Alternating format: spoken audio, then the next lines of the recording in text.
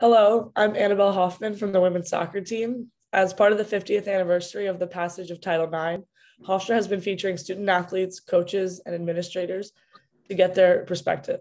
This week, I had the opportunity to interview my coach, Simon Riddiough, who has been at Hofstra since the early 1990s and has witnessed the tremendous growth of women's athletics during that time. From when you were a player at Hofstra to now, how have you seen opportunities for women at Hofstra evolve? Yeah, it's mind-boggling when you look back to the early 90s, and the women's team was a club team back then. They had all different sporting gear, whatever we could get cheap. They had Adidas cleats, Umbro shorts, Lotto tops. It's been transformational. The money involved, the scholarships the players get now. We're fully funded. We weren't back then. The travel, like I said, the equipment, even the head coach at the time, Joanne Russell, she was getting paid peanuts to be the head coach. I'm getting paid a few more peanuts these days. So to me, it's really unbelievable the change that Hofstra and women's athletics have done over the last 30 years. What are some of the most impressive accomplishments of Hofstra University in recent history as it relates to Title IX? Well, I think you look over, like I said before, from the early 90s to where we are now, the increases in scholarships, most of the women's sports are fully funded by the NCAA requirements. We've got better travel requirements within the department. We've got bigger budgets. We play tougher schedules.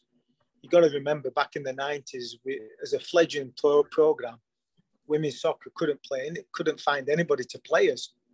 And now you look to what we've accomplished over the last recent years, and everybody on the planet wants to play us.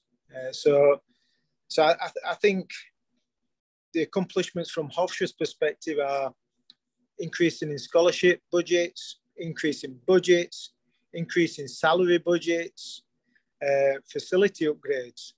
You know, if you look at the sports across the board, women's lacrosse and field hockey used to share a football stadium with football and men's lacrosse. They've got their own little stadiums now. Softball had a grass field with no lights. They've got their own stadium. We had a pokey little grass field with mobile bleachers. We've got our own stadium. You know, from every aspect, we've kind of rode a wave of investment in athletics, and also, more importantly, female athletics. Do you see Title IX continuing to advance the opportunities for women in athletics in the future? Yeah, it's an interesting one. NCAA is in a precarious position right now, and there's a lot of new changes going on within the organisation and within its memberships. The one consistent and constant over the last 40, 50 years is Title IX. And it's legislation to require equality amongst all athletes. And I think it's going to continue. We've still got work to do. Salaries are not equal. I think female athletes don't get treated as equivalent to their male counterparts, as you could see with the basketball NCAAs. But we are working better towards it. And you are seeing more females in leadership roles. You are seeing more female ADs.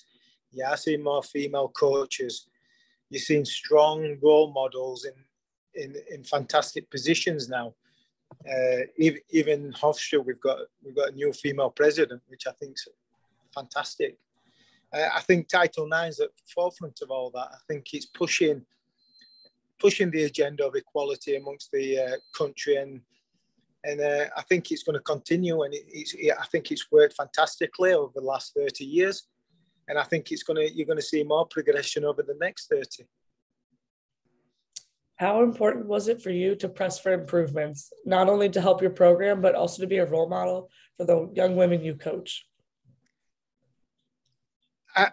I think my opinion of that has changed over the years, Annabelle. I think initially I was just coaching, And I wasn't really trying to progress anything or advocate for anyone, to be honest. I wanted to just win. I think when you look back and you look at the pioneers of Title IX at Hofstra, the Sylvia Giolombardos, on a closer note, you've got Cindy Lewis, Pat Montaganos at the rec centre. You realise that you're in a powerful position and you want to advocate for your student athletes. And, it's not about wins and losses anymore. It's about developing young, powerful, opinionated, strong, committed young student athletes, female student athletes. And I hope that I'm creating an environment that allows the female athletes to have a voice, to have an equal voice, and to develop leadership qualities which will bode them well for not just the next 4 years, but the rest of their lives. And I think you're going to see that. I think you see a lot of our alumni in tremendously successful positions. We've got CEOs, presidents.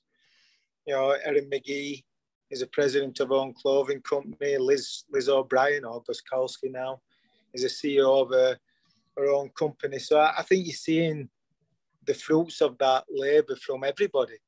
And we're going to continue. We're going to continue to push the agenda. We're going to continue to try and get more females in leadership roles. And I think you guys are riding the wave and leading the way. And I'm super proud of our team and what they've accomplished, not just on the field, but what they are as individuals. And the future is bright, in my opinion.